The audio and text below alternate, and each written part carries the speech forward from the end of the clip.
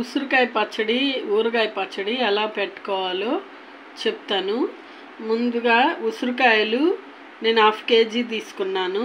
ఇవి చక్కగా తడి లేకుండా తుడుచుకొని పెట్టుకోవాలి. కడిగి తుడిచి ఆరబెట్టి పెట్టాలి. ఇంత 2 నిమ్మకాయలంతా చింతపండు తీసుకున్నాను. ఈ చింతపండు ఇలా నానబెట్టుకోవాలి. పసుపు వేసుకొని పొయ్యి మీద పెట్టుకొని గ్రేవీ చేసుకోవాలి, అదే గుజ్జుగా చేసుకోవాలి. తర్వాత చిన్నులపాయలు మెంతులు వేయించుకొని దంచుకొని పెట్టుకోవాలి. ఆవాలు ఇక్కడ ఒక 2 స్పూన్స్ కోసం నేను తీసుకున్నాను. ఆవు పిండి వేస్తే మంచిగా టేస్టీగా ఉంటుంది. వేయించుకొని మిక్సీ బట్టి ఉంచుకోవాలి. ఇలా నూనె బాగా వేడి చేసి ఇందులో వేయాలి. చిన్నగా వేసాక ఆవిరికి ఉడికించాలి. ఇవి ఆవిరికి ఇట్లాగా ఇంకొక గిన్నెలో ఇట్లా నీళ్లు తీసుకొని ఇట్లా ఆవిరికి ఉడికియాలి. గిన్నెలపై మెంతులు వేయించుకున్నవి ఇలా నూరుకోవాలి.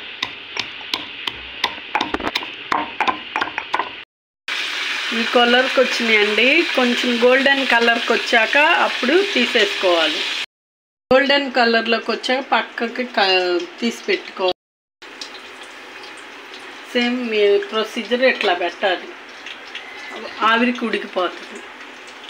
ఆ కాయలు వేయించిన దాంట్లోనే ఆవాలు ఎండుమిరకాయలు ఓన్లీ 2 తాలింపు పెట్టాలి. ఇంకేం వేయకూడదు. బాగా పైకి వేగాక అప్పుడు ఆపేసుకోవాలి. చింతపండు బాగా దగ్గరికి చేసుకొని గ్రేవీగా ఇలాగా ఇట్లా పిప్పు ఉంటుంది ఇందులో, అది తీసేసేయాలి. తీసేసి గ్రేవీ ఒక్కటే ఉంచాలి. పచ్చడి పెట్టుకునే విధానం ఇది. గిద్ద ఉప్పు వేసుకుంటున్నా ఇలా. తర్వాత ఆ గ్లాస్తోనే కారం కూడా వేస్తున్నా.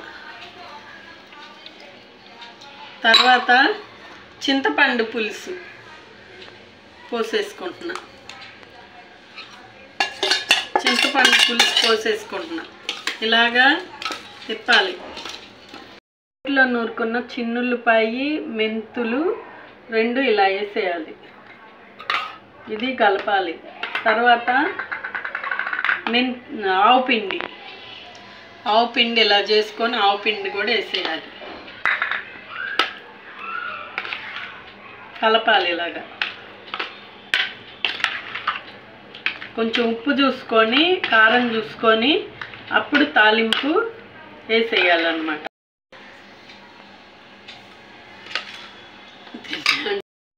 ఉప్పు కారం చూసుకోవాలి. ఉసిరికాయ పచ్చళ్ళు నాకైతే సరిపోయింది. ఇప్పుడు తాలింపు పెడుతున్నాను. ఇది ఇలా వేసేసుకోవాలి. తాలింపు వేసుకొని ఇలాగ తిప్పుకోవాలి. ఇది సి విటమిన్ ఎక్కువగా ఉంటుంది. జుట్టు పెరిగిద్ది. ఉసిరికాయ వల్ల పైత్యం కూడా పోతుంది అన్నమాట. సంవత్సరానికి ఒకసారి పెట్టుకొని తింటే అయిపోయింది. ఇంకా మీరు స్టోర్ చేసుకొని బాటిల్లో 2వ రోజు నుంచే తినొచ్చు. ఎందుకంటే ముక్క ఆవిరికి మగ్గిచ్చాం కాబట్టి తినొచ్చు.